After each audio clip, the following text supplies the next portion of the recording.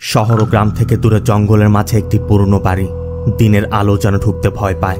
বাড়ির সন্তানেরা অনেক আগেই শহরে পাড়ি জমিয়েছে। বাড়িতে ছিল শুধু তাদের চাচা আর তার দেখাশোনা করার জন্য একজন কাজের লোক।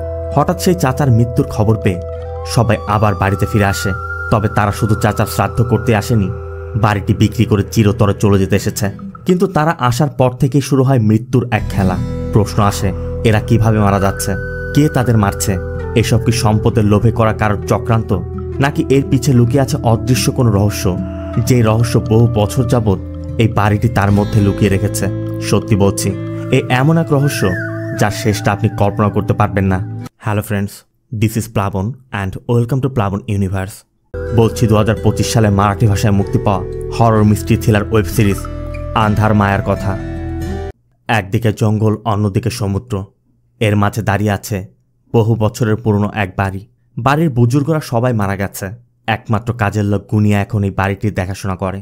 বহু বছর পর এই বাড়ির সন্তানেরা আজ বাড়িতে ফিরেছে। প্রথমেই আমি আপনাদের তাদের সাথে পরিচয় করিয়ে দিই।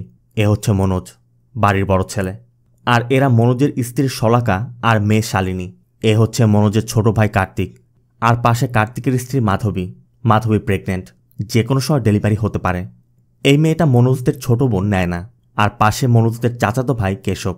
মূলত কেশবের বাবা দিনু শেঠ মারা গেছে, আর তার শ্রাদ্ধ করতেই এরা এসেছে। এমনকি তারা চাচ্ছে এই ফাঁকে তারা বাড়িটি বিক্রি করে চলে যাবে। গুনিয়া সবাইকে বাড়ির ভিতরে নিয়ে যায়। বহু বছর পর এসেছে, তাই সবাই বাড়িটি ভালো করে দেখছে। মনোজ বলছিল যত দ্রুত সম্ভব কাজ শেষ করে আমরা চলে যাব। কিন্তু গুনিয়া বলে, দেখো, দিনু শেঠের আত্মা এখনও মুক্তি পায়নি। এসেই যেহেতু পড়েছ, যাওয়ার জন্য তাড়াহুড়ো করো না। এদিকে মাধবী প্রথমবারই বাড়িতে এলো, আর বাড়িতে ঢোকার পরই মাধবীর মনে হচ্ছে এটাই যেন তাদের বাড়ি। মাধবীর কথা, মুম্বাইতে আমরা যেখানে থাকি সেটা তো ভাড়া বাসা, ওটা তো আমাদের নিজের না। এখানে এসে বলতে পারছি এটা আমাদের নিজেদের বাড়ি। আর মাধবীর কথা শুনে গুনিয়াও বলছিল, তোমার কথা শুনে আমার ছোট ভাবির কথা মনে পড়ে গেল। কারণ ছোট ভাবিও ঠিক এইভাবেই কথা বলতো। দিনে মূলত কেশবের মায়ের কথা বলছে। কথার মধ্যে কেশব পানি খেতে কিচেনে চলে যায়। আবার কার্তিক মাধবীকে নিয়ে উপরের ঘরে যাচ্ছিল। গুনিয়া বলে, ওর যে অবস্থা, উপরে যাওয়া ঠিক হবে না, তুমি পাশের বড় ঘরটায় যাও। এই জন্য কার্তিক মাধবীকে নিয়ে পাশের বড় ঘরে চলে যায়। এদিকে নয়না বলছিল, জানো গুনিয়া, প্রপার্টির দাম যা বেড়েছে। গুনিয়াও বুঝতে পারছে নয়না বাড়ি বিক্রির কথা বলছে। এই জন্য গুনিয়া বলছিল, তোমার কি কোনো টাইম সেন্স নেই, কখন কোন কথা বলতে হয়? তোমরা তো দিনু সেটের শ্রাদ্ধ করতে এসেছ। নয়নার কথা, এটা তো কেশবের বাবার শ্রাদ্ধ, আমাদের এত ভাবার কি আছে? এরপর নয়না নিচতলায় পিছের রুমে চলে যায়। আর সবাই চলে গেলে গুনিয়া রান্নাঘরে যেতে কেশব জানতে চাচ্ছিল আমি কোন ঘরে থাকব। গুনিয়া বলে, সবাই তো নিচের ঘরগুলো দখল করে নিয়েছে। কেশবের কথা, পুরো ঘর ওরা কবজা করতে চায়। আমি তোদের আপন ভাই না, এই জন্য আমার সাথে এমনটা করে। প্রথমে চালের ভিতর থেকে পাথর বের করার মতো আমার বাবাকে দূরে সরিয়ে রেখেছে, আর এখন আমাকে। গুনিয়া বলে, তোমার বাবার রুমটা খালি আছে, অন্য রুমগুলো পরিষ্কার করা নেই। বেঁচে থাকতে তো বাবার সঙ্গ দাওনি, এখন যাও, একসাথে থাকো। এই জন্য কেশব চলে যাচ্ছিল। তবে যাওয়ার সময় মনোজের ঘরের সামনে গিয়ে শুনতে পায় শলাকা মনোজকে বলছে, আমি এই শ্রাদ্ধ ট্রাদ্ধর জন্য ইন্টারেস্টেড না। 2 দিনের মধ্যে প্রপার্টির ডিল শেষ করে আমরা এখান থেকে চলে যাব। মূলত মনোজ ব্যবসা করার জন্য শলাকার বাবার থেকে টাকা ধার নিয়েছিল। তাই শলাকার কথা, এই প্রপার্টি বিক্রি করে আমার বাবার টাকা ফেরত দিয়ে দিবে। আর এখানে তাদের কথা আমরা এটাও জানতে পারি, এই সব প্রক্রিয়া শেষ হওয়ার পর তারা ডিভোর্স নিতে চলেছে। তবে শাইলি কার কাছে থাকবে এখন সেটা ডিসাইড করা হয়নি। আবার শাইলির শ্বাসকষ্টের সমস্যাও রয়েছে, একটু পরপরই ইনহেলার নিতে হয়। মনোজের কথায় আমরা এটাও জানতে পারি এই বাড়িটা মূলত কেশবের বাবা দিনু শেঠের নামে ছিল, কিন্তু মনোজদেরও অংশ আছে। আর দিনু শেঠ কখনোই এই বাড়িটি বিক্রি করতে চায়নি। এই জন্য মনোজদের এখন কেশবের উপর নির্ভর করতে হচ্ছে, কারণ কেশবের সিগনেচার ছাড়া তারা বাড়িটি বিক্রি করতে পারবে না। আবার কেশব কার্তিকদের রুম পার হওয়ার সময় কার্তিক মাধবীকে বলছিল কেশবের বাবা দিনু শেঠ নাটকে অভিনয় করত, আর নাটকে সে নারীর অভিনয় করত। দিনু শেঠ কেশবের মায়ের শাড়ি গহনা এই সব কিছু পরে নাটকে নারী চরিত্রে অভিনয় করতে বলে দিনু শেঠকে অনেকে নারী বলে আখ্যায়িত করত। এমনকি সারা গ্রামবাসী তাকে ওই চোখেই দেখত। আর দিনু শেঠের ওই কারণেই ছোটবেলা থেকে আজ পর্যন্ত কেশবকে বিভিন্ন কথা শুনে আসতে হচ্ছে। অবশ্য মাধবীর কথা, নারী চরিত্রে অভিনয় করেছে তো কি হয়েছে? আর দিনু শেঠ যেহেতু এই বাড়িটি কখনো বিক্রি করতে চাচ্ছিল না, তাই দিনু শেঠের শেষ ইচ্ছা মনে করে এই বাড়িটি বিক্রি না করাটাই ভালো হবে। কার্তিকের কথা কি বলছো তুমি? যে কোনো মূল্যে এই বাড়িটা আমাদের বিক্রি করতে হবে। আর এখানে কে থাকতে আসবে? কার্তিকে মূলত বাড়ি বিক্রি করে তার অংশের টাকা দিয়ে মুম্বাইতে নিজের একটি বাড়ি করতে চায়। আবার কার্তিক মাধবীকে, দিনু শেঠ শুধু নারীর অভিনয় করতো না, বাড়িতেও শাড়ি পরে গহনা পরে বাড়ি ভর্তি ঘুরে বেড়াতো। তার মধ্যে মেইলি স্বভাব ছিল। আর তার জেনেটিক্স যেহেতু কেশবের, তাই কেশবের মধ্যেও এমনটাই আছে। আর এসব শুনে কেশব কিছুতেই সহ্য করতে পারছে না, কারণ দিনু শেঠের জন্যই কেশবের আজ এই সব কথা শুনতে হচ্ছে। কেশব রাগে ফুঁসতে ফুঁসতে দিনু শেঠের রুমে যায়, আর গিয়েই দেখে নারী বেশে দিনু শেঠ দাঁড়িয়ে আছে। কেশব দিনু শেঠকে উদ্দেশ্য করে বলছিল, তোমার জন্য আজ আমার এই অবস্থা। বেঁচে থাকতো তো আমাকে রেহাই দাওনি, মরে যাওয়ার পরও আমাকে জ্বালাচ্ছ। অবশ্য কেশব দিনু শেঠকে কল্পনা করে এই কথাগুলো বলছে। এরপর সবাই রাতের খাবার খেতে নিচে আসে। গুনিয়া সবাইকে খাবার দিচ্ছিল এবং বলছিল দিনু শেঠের আত্মার মুক্তি মিলতে হবে। এর জন্য শ্রাদ্ধের কার্যক্রম শেষ না হওয়া পর্যন্ত তোমাদের সবাইকে একত্র হয়ে থাকতে হবে। তখন নায়না বলে ওঠে, আমাদের মুক্তি কি হবে? মনোজ বলে, বাড়ি বিক্রি করলে তো হয়ে যাবে। নায়নার কথা এখন দাম খুব ভালো পাওয়া যাচ্ছে। তখন মাধবী বলে, আচ্ছা এই বাড়িটি বিক্রি না করলে কি হয় না? কিন্তু মাধবীর কথা আর কে শুনবে? সবাই চাচ্ছে বাড়িটি বিক্রি করতে। এদিকে শাইলি দরজার ফাঁকা দিয়ে কিছু একটা দেখে আটকে উঠছিল, তবে শাইলি বুঝতে পারছে না সে কি দেখছে। এর মধ্যে কেশব এসে পড়ে, আর কেশব তার খাবার নিয়ে অন্যদের থেকে একটু দূরে গিয়ে বসে। সবার মধ্যে তখন বাড়ি বিক্রির কথা চলছিল। নায়না তখন বলছিল, সব থেকে লাভ তো কেশবেরই হবে। কিন্তু কেশব বলে ওঠে, যে যাই বলুক না কেন, এই বাড়ি বিক্রি হবে না, আমি বাড়ি বিক্রি করতে দেব না। বলেই কেশব চলে যাচ্ছিল। কিন্তু মনোজ আর কার্তিকদের কথা, তুই ফয়সালা করার কে? এই বাড়ি আমরা বিক্রি করবই, তুই চাস আর না চাস। এরপর সবাই না খেয়েই যার যার রুমে চলে যায়। সবাই যখন ঘুমিয়ে পড়েছিল, তখন নায়নার কানে একটি বাচ্চার কান্নার শব্দ ভেসে আসে। আর ওই শব্দ পেয়ে নায়না নিচে নেমে খোঁজ করার চেষ্টা করছিল যে শব্দটা কোন দিক থেকে আসছে আর কে কান্না করছে। তখনই গুনিয়া এসে জানতে চায়, তুমি এত রাত এখানে কি করছো? নায়না বলে, আমি একটা বাচ্চার কান্নার আওয়াজ পাচ্ছি। গুনিয়ার কথাটা দিনু শেঠ হবে। নায়না বলে, দিনু শেঠ কি করে হবে? বাচ্চার শব্দ তো। গুনিয়ার কথা, দিনু শেঠ তো কখনো বাচ্চা ছিল তাই না? যাও তুমি ঘুমিয়ে পড়ো। এই জন্য নায়না চলে যায়। আর নায়না চলে যেতেই দিনু শেঠ জানালার ফাঁকা দিয়ে তাকাতেই কিছু একটা সেখান থেকে সরে যায়। সিন চলে যায় পরবর্তী দিন। সকাল সকাল গুনিয়া সবাইকে নিয়ে দিনু শেঠের শ্রাদ্ধর কার্যক্রম শুরু করেছে। আর এরপরে নিচের ঘরের মধ্যে একটি ছোট্ট বাচ্চা ছেলেকে দেখানো হয়। ওই ছেলেটা বারবার জানালা দিয়ে উকি দিচ্ছে। আর শাইলিও এই বিষয়টা লক্ষ্য করছে। তবে সেখানে ধোয়াতে শাইলির শ্বাস নিতে কষ্ট হচ্ছিল। এর জন্য মাধবী শাইলিকে নিয়ে বাড়ির পিছের দিকে চলে যায়। এর কিছুক্ষণ পর গুনিয়া এসে দেখে মাধবী ঝাড়ু দিচ্ছে। গুনিয়ার কথা, তুমি কেন ঝাড়ু দিচ্ছ? এগুলো তো আমার কাজ। মাধবী বলে, এটা তো আমাদেরই বাড়ি, আমাদেরই করতে হবে। ঠিক তখনই গুনিয়া ওই বাচ্চাটার উপস্থিতি লক্ষ্য করছিল। তাই গুনিয়া ওই ঘরে চলে যায়। পুরাতন আসবাবপত্রের নিচে থাকা ওই বাচ্চাটাকে বলে আসে, চুপ করে থাকবে আর কখনোই বের হবে না। আর এরপর শ্রাদ্ধর কার্যক্রম শেষ হলে সবাই মিলে আবার এই বাড়ি বিক্রির কথা তুলছিল। আর কথায় কথায় নায়না এবং কার্তিক দিনু শেঠের কথা তোলে যে নারী বেশি ঘুরে বেড়াতো। আর এইসব কথায় কেশব উত্তেজিত হয়ে গেলে কেশবের সাথে কার্তিকের বেঁধে যায়। মনোজ থামানোর চেষ্টা করছিল, কিন্তু কেশব কারো কথা শুনতে চাচ্ছে না, কারণ কেশব কোনো মতেই এই বাড়ি বিক্রি করবে না। অন্যদিকে মনোজ, কার্তিক, নায়না তারা এই বাড়ি বিক্রি করে যার যার অংশের টাকা নিয়ে চলে যাবে। মানে সবাই আছে যার যার চিন্তা নিয়ে। অবশ্য সবার ঝামেলা দেখে গুনিয়া বলে ওঠে, থামো তোমরা, নিজেদের মধ্যে ঝামেলা করে কোনো লাভ নেই, তোমরা ভালো করে জানো। তোমরা তো এখান থেকে চলে যাবে, কিন্তু এই বাড়ির কি হবে? বাড়িতে থাকার জন্য তো মানুষের দরকার তাই না? ঠিক তখনই শাইলির চিৎকার শুনে সবাই বাড়ির পিছনের ওই রুমে চলে যায়, যেখানে পুরাতন আসবাবপত্র রাখা ছিল। শাইলি জানালার দিকে ইশারা করে দেখিয়ে দেয় যে আমি এখানে কাউকে দেখেছি। অবশ্য আশেপাশে খোঁজ করে কাউকে দেখা যাচ্ছে না। গুনিয়াও বলে এখানে কাউকে দেখা যাওয়ার কথা নয়। এই জন্য সবাই শাইলিকে নিয়ে যায়। তবে গুনিয়া স্পষ্টই বুঝতে পারছে শাইলি কাকে দেখেছে। এই জন্য গুনিয়া সবাইকে বাড়ির মধ্যে পাঠিয়ে দরজা বন্ধ করে রাখে। সিন চলে যায় বাড়ির সামনের কুয়োতে। গুনিয়া কুয়া থেকে পানি তুলছিল। ঠিক তখনই নায়না এসে গুনিয়ার সাথে কথা বলতে শুরু করে। নায়না জানতে চাচ্ছিল, দিনু শেঠ তো এই কুয়াতে ঝাঁপ দিয়ে মারা গেছে তাই না? গুনিয়ার কথা, দিনু শেঠ মারা যায়নি, তাকে মারা হয়েছে। আর এখানে গুনিয়ার কথা আমরা এটাও জানতে পারি, দিনু শেঠ যখন নারী চরিত্রে অভিনয় করত তখন অনেকের চোখই দিনু শেঠের দিকে ছিল, কারণ দিনু শেঠের ওই বেশে দিনু শেঠ ছেলে না মেয়ে সেটা বোঝার উপায় ছিল না। আর গ্রামের একজন প্রভাবশালী ব্যক্তির চোখ পড়েছিল দিনু শেঠের দিকে। এই জন্য সে দিনু শেঠকে তুলে নিয়ে করেছিল। আর দিনু শেঠও সে লজ্জা সহ্য করতে না পেরে এই কুয়াতে ঝাঁপ দিয়ে মারা গিয়েছিল। গুনিয়া বলে 2 দিন পর এই কুয়ার মধ্যে তার লাশটি ভেসে উঠেছিল। আর এটা শুনে নায়না জানতে চায়, লাশ যেহেতু ভেসে উঠেছিল, লাশের গায়ে তো গহনাও থাকার কথা ছিল, সে গহনাগুলোর কি হয়েছে? ঘরে তো কোথাও পাইনি, তুমি জানো গহনাগুলো কোথায়? গুনিয়া বলে, তোমার চাচির সাথে যখন দেখা হবে তার কাছ থেকে জেনে নিও, আর না হলে দিনু শেঠের আত্মা তো এখন মুক্তি পায়নি, তার কাছ থেকে জেনে নাও। এদিকে মনোজ কার্তিককে ডেকে এই বাড়ি বিক্রির বিষয়ে কথা বলছে, কারণ কেশব যেহেতু রাজি হচ্ছে না, কোনো না কোনোভাবে তো বাড়ি বিক্রির একটা উপায় বের করতেই হবে। কার্তিকের কথা কেশবকে মানাতে হবে। আবার এখানে কথার মধ্যে কার্তিক এবং মাধবীও জানতে পারে মনোজ আর শলাকা ডিভোর্স নিতে চলেছে। তবে এই প্রপার্টি বিক্রি হয়ে যাওয়ার পর তারা এখান থেকে ফিরে ডিভোর্স নিয়ে নিবে। আবার মাধবীর ইচ্ছা মাধবী এখানে থাকবে, কিন্তু কার্তিক মাধবীকে বোঝায় এখানে কি করে থাকবে, এখানে কোনো মানুষের বসবাস আছে? আশেপাশে দূর দূর পর্যন্ত কোনো বসতি নেই, আসা যাওয়ার কোনো রাস্তা নেই। এখানে কাউকে মেরে জ্বালিয়ে দিলেও তো সেটা কেউ জানতে পারবে না। আর এটা শুনে মনোজ বলে আমরা তো এই সুবিধাটা ব্যবহার করতে পারি। মনোজ বলছিল আমরা এখানে একটা রিসোর্ট করতে পারি, কারণ মানুষ তো এইরকম জায়গায় আসতে পছন্দ করে। কিন্তু শলাকার কথা, তুমি যে পরিমাণ ঋণ আছো আগে এই প্রপার্টি বিক্রি করে ঋণ শোধ করো, তারপর অন্য কিছু চিন্তা করবে। আবার এদিকে নায়না কেশবের সাথে কথা বলছে। দিনু শেডের পুরাতন যে ট্রাঙ্কগুলো ছিল, কেশব সেই ট্রাঙ্কগুলো বের করে সবকিছু চেক করছে। নায়না তখন কেশবকে বাড়ি বিক্রির কথা বললে কেশব সোজা বলে দেয় এই বাড়ি আমি বিক্রি করব না। নায়না তখন কেশবকে বোঝায় দেখো কেশব, এই বাড়ি বিক্রি করলে সব থেকে বেশি লাভ তোমারই হবে। পুরো বাড়ির অর্ধেক অংশ তুমি পাবে, আর বাকি অর্ধেক আমরা 3 জন। এমনকি নায়না কেশবকে এটাও বোঝায় ওদের কাছে সবকিছু আছে, কিন্তু আমাদের, তোর আর আমার তো কিছুই নেই। আমরা দুজনই একা, আমাদের দুজনের এখন নিজেদের জন্য দরকার। কিন্তু কেশব বলে আমারও কোনো কিছুর কমতি নেই। আমার বাবা আমাকে কিছু না দিয়ে গেলেও আমার মা আমাকে যথেষ্ট দিয়ে গেছে। নায়না স্পষ্টই বুঝতে পারছে কেশব তার মায়ের গহনার কথা বলছে।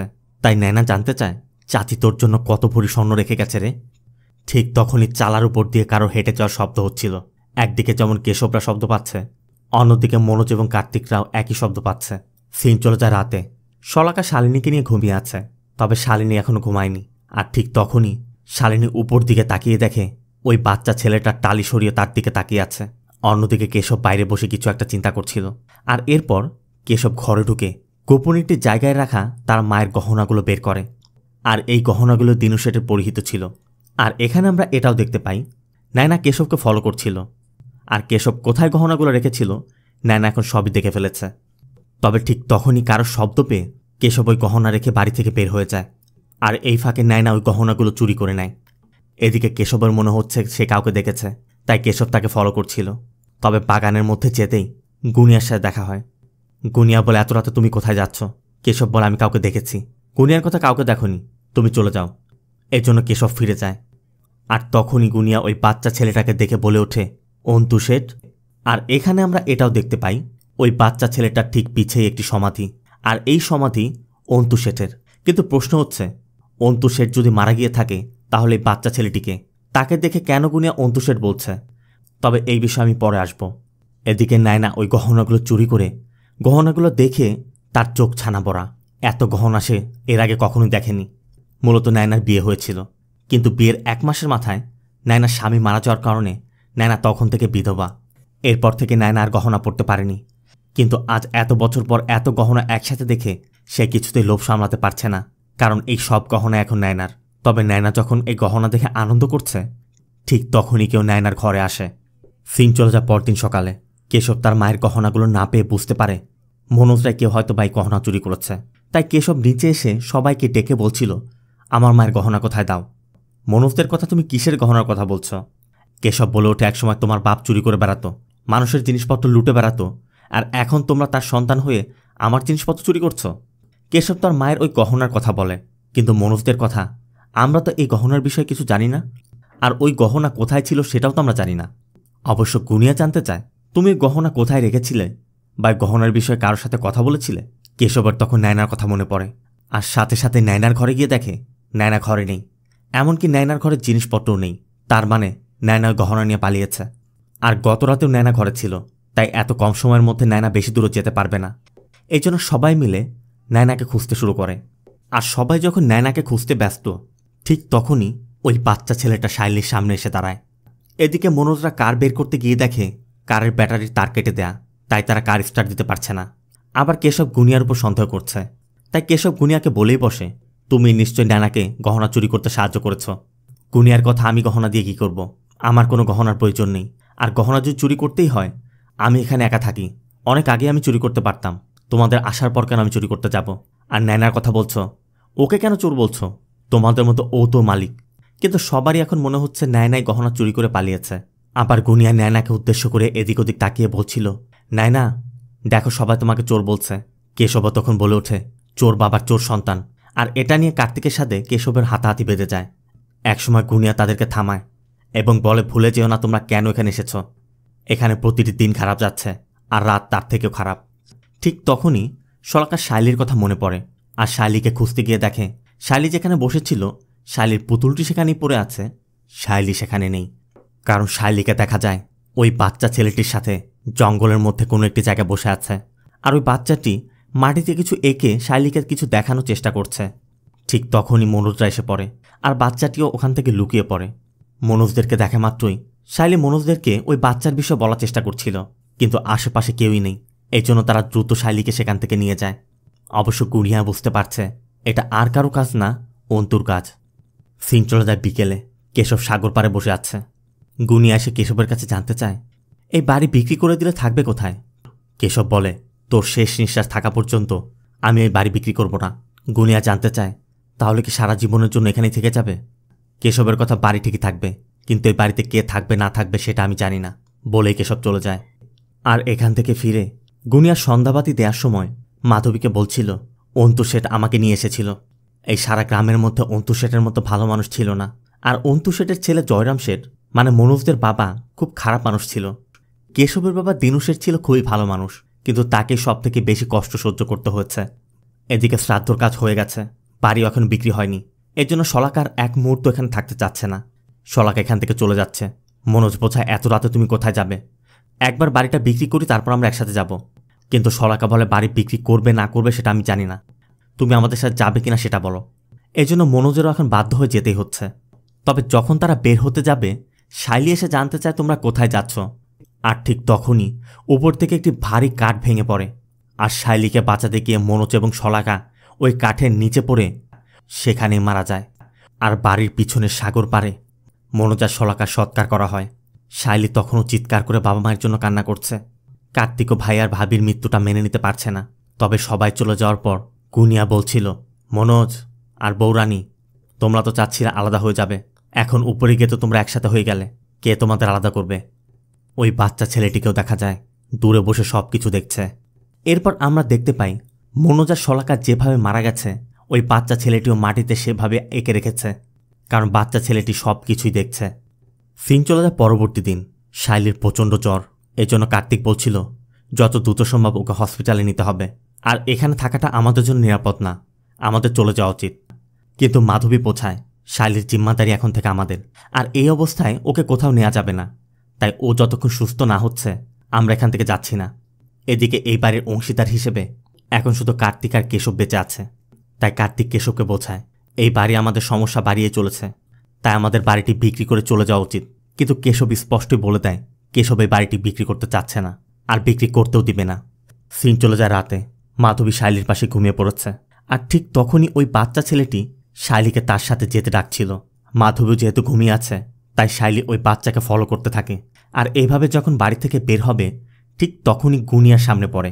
গুনিয়া জানতে চায় এত রাতে কোথায় যাচ্ছ। শাইলি বলে ওই ছেলেটা আমাকে ডাকছে, কিন্তু আশেপাশে কেউই নেই। গুনিয়া তখন বলে কেউ তোমাকে ডাকছে না, তুমি ঘুমিয়ে পড়ো। আর হ্যাঁ, তুমি সবাইকে বলবে তুমি এখানে থাকবে, তুমি এখান থেকে যেতে চাচ্ছ না। তারপর আমরা একসাথে অনেক খেলা করব। শাইলির কথা আমি থাকবো না, আমার এখানে ভয় লাগে। গুনিয়া বলে ভয় কিসের, সবাই তো এখানে আছে, তোমার পরিবারও তো এখানে আছে।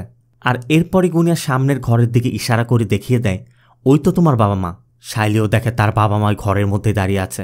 এই জন্য শাইলি তার বাবা মায়ের কাছে ছুটে যায়, কিন্তু কাছে গিয়ে শাইলি অনুভব করে তাদের শরীরে রক্ত, আর তাদের দুজনের চেহারা একদমই অস্বাভাবিক। এটা দেখা মাত্রই শাইলি ভয়ে সেখান থেকে দৌড়ে চলে যায়। সিন পরদিন সকালে। শাইলি এখনও গত রাতের ওই ঘটনা ভুলতে পারছে না। ঘুমের মধ্যে বারবার ভয় পেয়ে চিৎকার করে উঠছে।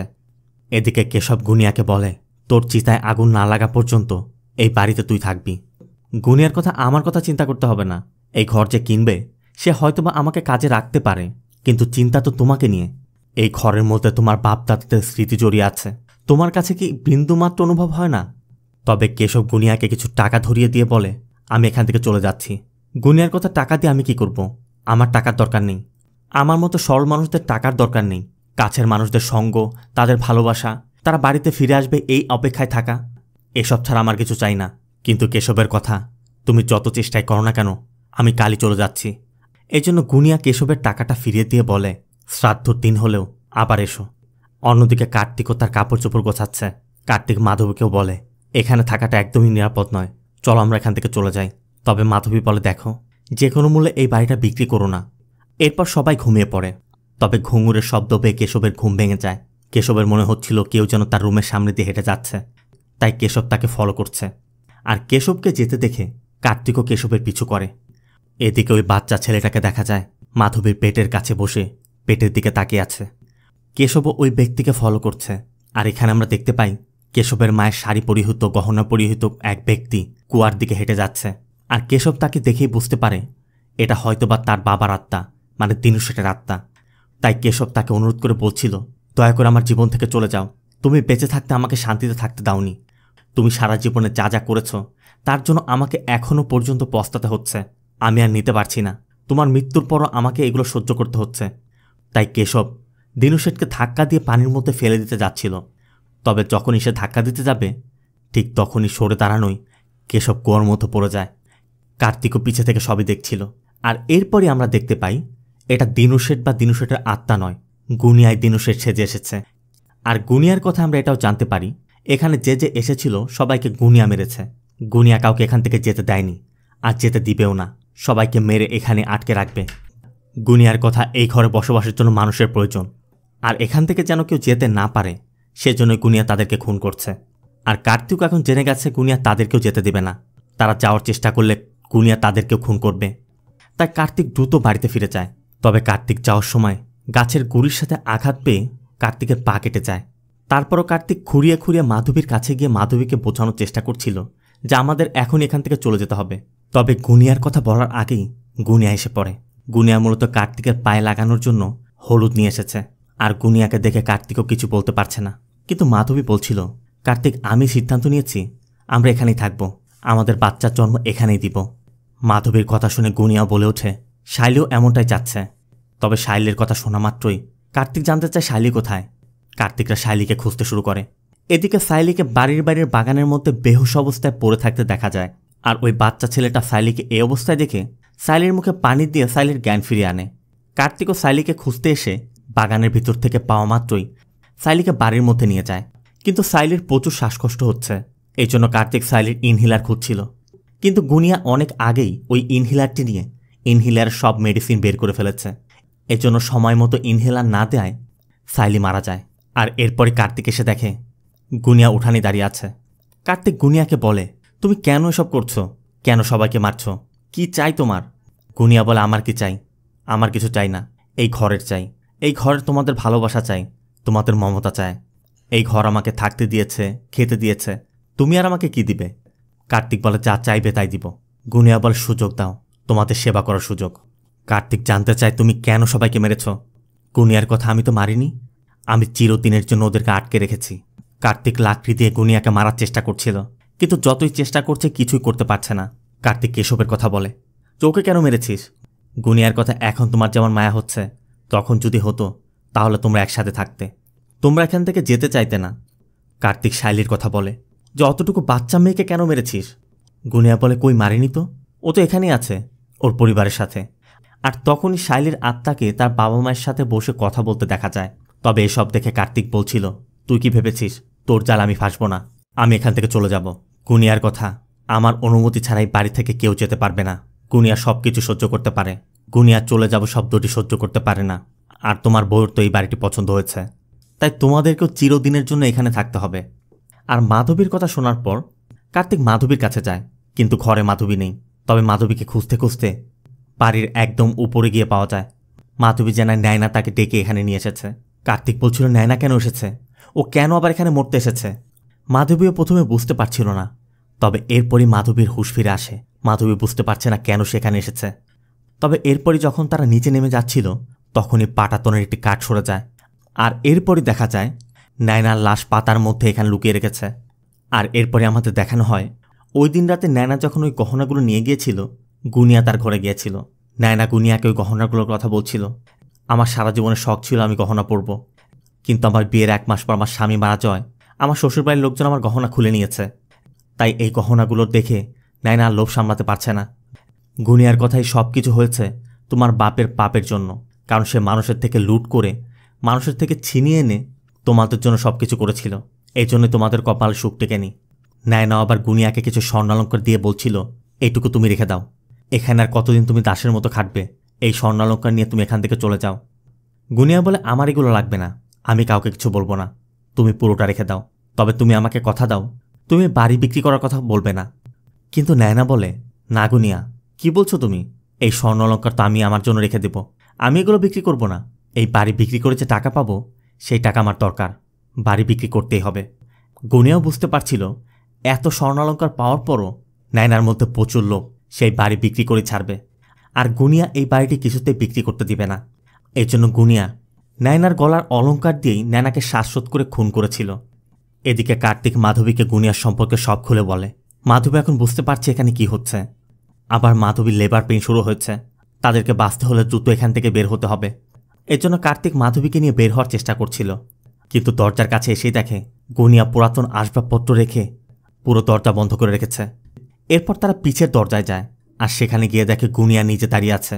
কার্তিকও কোনো উপায় না পেয়ে মাধবীকে রান্নাঘরে নিয়ে যায়, আর এখানে মাধবী খেয়াল করে গুনিয়া এখানে গরম পানি, কাপড় সব কিছু অ্যারেঞ্জমেন্ট করে রেখেছে, যেটা দেখে মাধবী স্পষ্ট বুঝতে পারে গুনিয়া তার ডেলিভারির জন্য সব ব্যবস্থা করেছে। এই জন্য মাধবী বলছিল, কার্তিক এই সব কিছু আমাদের বাচ্চার জন্য করেছে, আমাদের বাচ্চাকে বাঁচাতে হবে। কার্তিকের হাতেও আর কোনো রাস্তা নেই।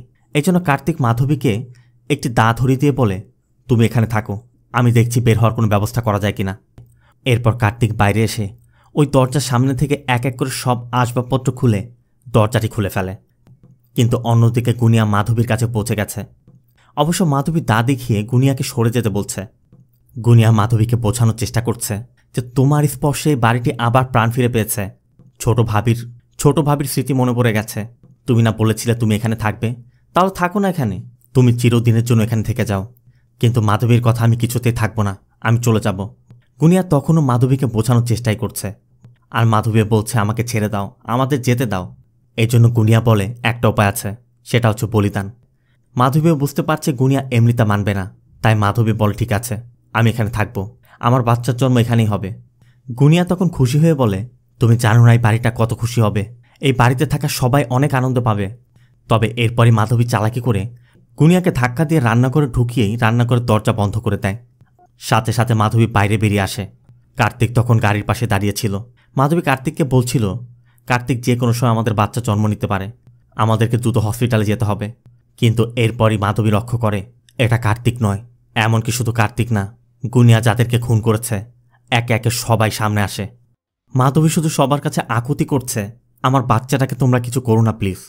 ঠিক তখনই গুনিয়া এসে বলে, তোমার বাচ্চার কিছুই হবে না, আর এরা তো তোমার সাথে দেখা করতে এসেছে। তখনও মাধবী গুনিয়ার কাছে হাত জোর করে অনুরোধ করে বলে, চাচা দয়া করে আমার বাচ্চাটাকে দুনিয়াতে আসতে দিন।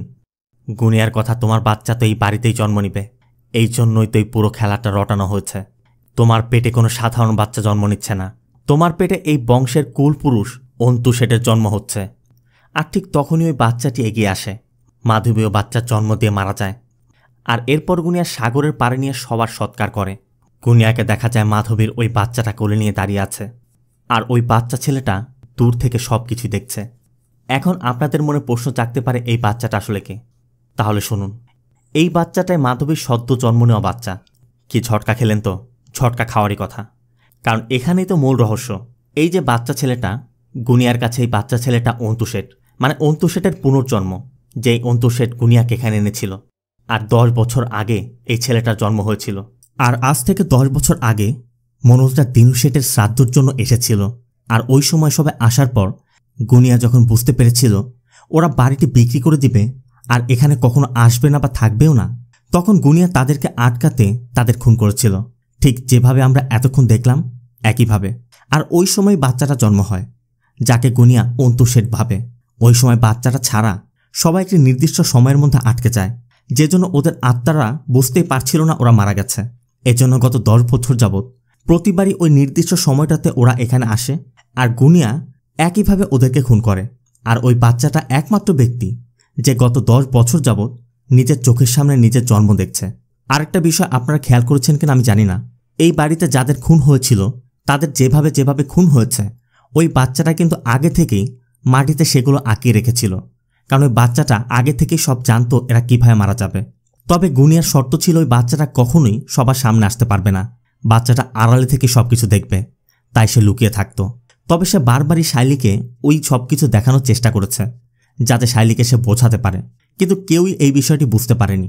যে জন্য সে প্রতিবারই তার চোখের সামনে বাবা মায়ের মৃত্যু দেখছে ঠিকই, কিন্তু তার বাবা মাকে পর্যন্ত বলতে পারছে না, কারণ এখানে সে শুধু সব দেখে যেতে পারবে, এর মধ্যে ইনভলভ হতে পারবে না। সিরিজটি এখানেই শেষ হয়। তো এই সিরিজটি আপনাদের কেমন লাগলো অবশ্যই কমেন্টে জানাবেন। আর ভিডিওটি ভালো লাগলে ভিডিওতে লাইক দিয়ে চ্যানেলটিকে সাবস্ক্রাইব করতে একদম ভুল করবেন না। দেখা হবে অন্য কোনো মুভি বা সিরিজের এক্সপ্লেনেশন ভিডিওতে। ততক্ষণ সব ভালো থাকবেন, সুস্থ থাকবেন। আল্লাহ হাফেজ।